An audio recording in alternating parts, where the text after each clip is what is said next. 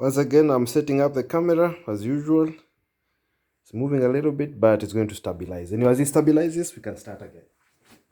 So welcome again to the lecture today. Well, we continue from where we were the last time. And what I didn't tell you, let me move this chair from here, sorry. Yeah, so what I wanted us to look at, well, last time we looked at incidence matrices, and I'd made a mistake here. And I'd said we replace the rows. Here I put R2. So I've corrected it in the previous slides. Next, so anyway, we just say the incidence matrix, how you do it. I mean, it's just the same. Well, we've just done it now, so we have an example here. Now, this example also had a mistake. That's why I wanted to start from here. The mistake was that, well, let's see. We're talking about incidence matrix. So here you're labeling this as row. I mean, this is vertex 1, vertex 2, vertex 3, vertex 4, vertex 5, A, B, C, D, E. And then this is E1, E2, E3, E4, E5, E6. Okay? So what happens?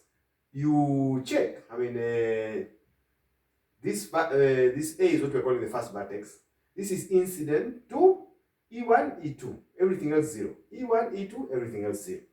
Next, B is incident to E6, E4, E3.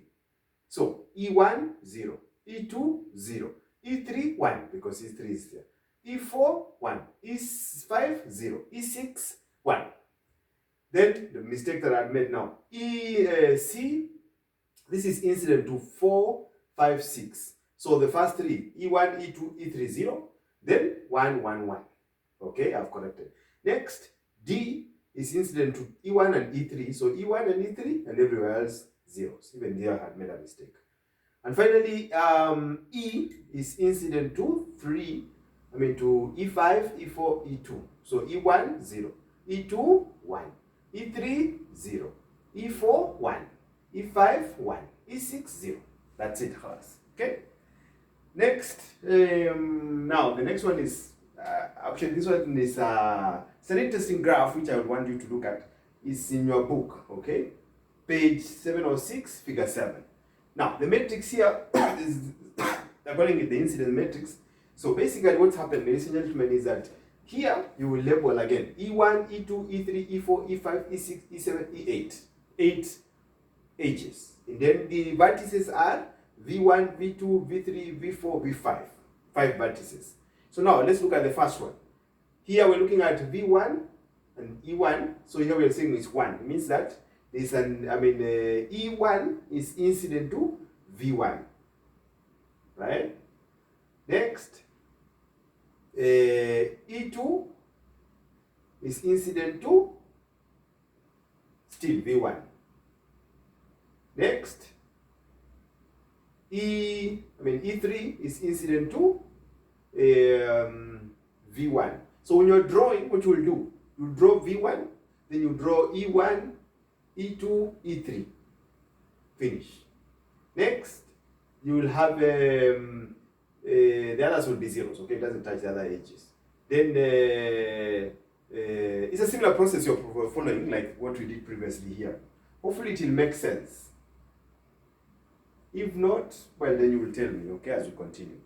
But I would say that one, you have the figure in page, in the book there, okay? That's how you construct it. Next, I wanted to look at now something else a lot more serious, which is called graph isomorphism, so isomorphism of graphs.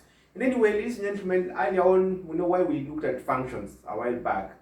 I mean, we talked about one-to-one and on-to functions, which we call it a bijection. Well, and you had done it in calculus, so why did we bother? Because of this now. Because an isomorphism is just a map between two structures. In this case, we're thinking of graphs, okay? Two graphs, if you can define a map between two graphs, that is one-to-one and on-to, then that preserves the graph structure. Then that map, then the two graphs are called isomorphic, and that function is an isomorphism, okay, of the two graphs. Anyway, the definition here, I've given you the informal one. The simple graphs G1, G2 are isomorphic if there exists a one-to-one and onto function f from V1 to V2, the set of vertices here to the set of vertices there, with the property that A and B are adjacent. If A and B are adjacent in G1, well, sorry, A and B are adjacent in G1, even only if f of A and f of B are adjacent in G2, for all A and B in V1. F is called an isomorphism, I already told you. If no such function exists, then the graphs are non-isomorphic. Now remark, in other words, two graphs, G1 and G2, are isomorphic if, one, the number of components, basically the vertices and edges, are the same. In other words, if the first graph has 5 vertices, the second graph must have 5 vertices. If the first graph has 10 edges, the second graph must have 10 edges. For us to start considering isomorphism, that's one. Next, the edge connectivity must be the same. In other words, the incidence, okay, the way the edges are connecting vertices in the first graph should be the same as the second graph. And thirdly, very important, adjacency is preserved. Meaning what? That now when you talk about adjacency, we can remember talk about okay, these two you can think of it in terms of degree. If all the vertices, I mean, are degree 2 in this graph, then all the vertices in the second graph must also be of degree 2. I mean, that's how you check. Let's look at the first example here. So here you're supposed to show that the two graphs are isomorphic. Well, now this one, well, let me see that I've already explained there. Well, actually, I give a solution here. But anyway, so this graph and this graph. In fact, ladies and gentlemen, you remember earlier on, last time in the last video, I told you this graph and this graph are the same. Now, that's where we are, the isomorphism. So basically, this is what we're looking at. Now, I can tell you, maybe you have you ever done something called topology? What we can do, you can just hold this graph like this and just twist it like this or like that. In a sense, like you exchange these two like this, and you will have this same graph. Just the labeling that's different. Anyway, let's see the explanation. So the explanation is, notice that the two graphs have the same number of components. There are 4 vertices, 4 edges. Okay, the square. 2, edge connectivity is the same. What do I mean by edge connectivity? Well, degree 2, degree 2, degree 2, degree 2, degree 2, degree 2, degree 2, degree 2. That's edge connectivity. And actually adjacency also. Adjacency is also preserved. You know, that's how they are behaving. Therefore, we can actually define a one-to-one and one-to function. So how will we define it? Well, we'll set A to U. A is mapped to U. Actually, I can just tell you very quickly. A is mapped to U, D is mapped to X. Then these two we exchange. Look at the solution here. A is mapped to U and D is mapped to X. That's what I've just showed you previously. And then now, B will be sent to W and C to V. B is sent to W and C to V. If you do that, you have actually an isomorphism. Again, I repeat, I tell you, this graph is simply, it's like this graph, if you hold it and twist it like this, it will look like this one. And this one, if you turn this one like this, so that you remove this meeting, then it will exchange like this. It's like turning this, hold this, and then turn this way. You will get that. Okay, ladies and gentlemen, I hope so. Next, remark, a property preserved by isomorphism of graphs is called graph invariant. Well, that's what we're talking about, the property of, we're saying a one-to-one and one-to function between two graphs that preserves graph structure. What we're saying, graph invariant. In other words, the two graphs are the same, it's just the label or the way they look like. To check an isomorphism, I mean that a graph is not isomorphic, just check a property that one graph has that the other one does not have. If that happens, then you do have a simple way of checking. Next example will show you that. Now, show that these two graphs are isomorphic. But then here I didn't write anything because I was going to tell you that when you look at this, of course you can say degree 2, degree 2. I mean, all the vertices here are of degree more than 1. This is 3, this is 2, this is 2, this is 3, this is 2. Whereas here, you have one vertex of degree 1. So this has a property that this one does not have. Therefore, in as much as you have the same number of vertices, these two graphs are non-isomorphic.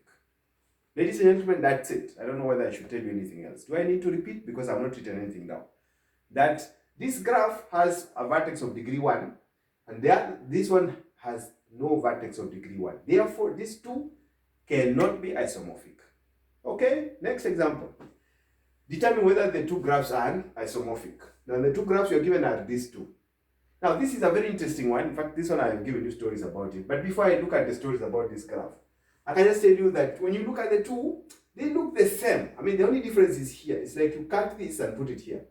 Then you have this graph. But you are not allowed to do that. Okay? So what do? Well, you just look, now, one, we were saying that to check for isomorphism, you need to check the components are the same. Of course, they are the same number of vertices and the same number of edges, actually. Right? Yes. So now, is it, you're tempted to say this is isomorphic? But the answer is, well, let's see. Is adjacency preserved? Well, check. You see, when you look at this vertex, D and B, they are the only vertices of degree 3. This one is also of degree 3. Here you have, this one is of degree 3, this one is degree 3. But in terms of adjacency, this D here, which is of degree 3, is a neighbor to, it's adjacent to A, which is degree 2. It's adjacent to C, which is degree 2. And it's adjacent to H, which is degree 3. Likewise, B is adjacent to A, degree 2, and F, degree 3, and C, degree 2. Now, that long story I've said, I can just show you, display. So, for the first graph, I think that's the one we're looking at, is it? Or is the second one? Yeah, B is adjacent to A, degree 2, F, degree 3, and C, degree 2. And, well, let me move a bit like this so that I can change position. And then now, the previous one, now the next one here, D, we said is, now, in one of the graphs, this of degree 3 is adjacent to A, degree 2, H, degree 3, and C, degree 2. So here is 2, 3, 2, and here is 2, 3, 2 for the vertices of degree 3. So what happens next? What happens next is, sorry, now I keep going up, I should go down. Now, this is a graph we've described. B and D, vertices of degree 3, that's happening. Now, for this other graph, look at it. The vertices of degree 3 are V and S. And if you look at the neighborhood, V is a neighbor of S, degree 3, a neighbor of U, degree 2, a neighbor of Z, degree 3. Likewise, S is a neighbor of this one, degree 3, this one, degree 3, and this one, degree 2. That long story is here summarized. So, for the first graph, we have a vertex S of degree 3 adjacent to T, degree 2, W, degree 3, and V, degree 3. Likewise, W, I should have something to point actually. It's okay. W of degree 3 is adjacent to S, degree 3, Z, degree 3, and X, degree 3. Look at this, compare this. This is 2, 3, 3, and 3, 3, 2.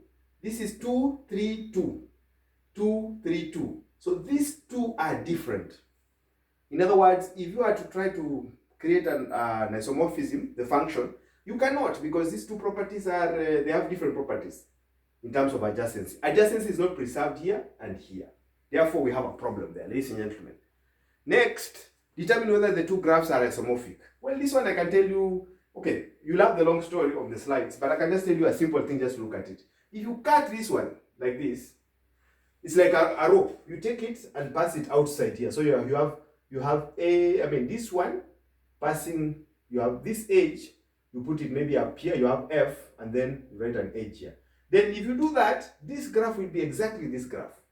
In other words, if you map S to F, and then WX to AE, then you have an isomorphism there. Now, the long story, I want to make the video short because I don't want them to be very heavy. Well, that's the long story that I'm giving you there. And anyway, here we have something like previous what we did. So what happens? This is what I've said, that what you do, you map S to F, and then the rest, W to A and X to E. What we've just done here. I hope it makes sense. This one. You map this one to this one. You map this one to this one. You map this one to that one. Then the rest, you can just map as they are. You can just say that, this one is kind of fixed. So this one can go to this one can go to this one can go to that one. And that's what we've done. And there you have an isomorphism, ladies and gentlemen. Now, the last thing, this video is finished. Okay. Connectivity will be another video. So ladies and gentlemen, bear with me. That's the end. See you next time.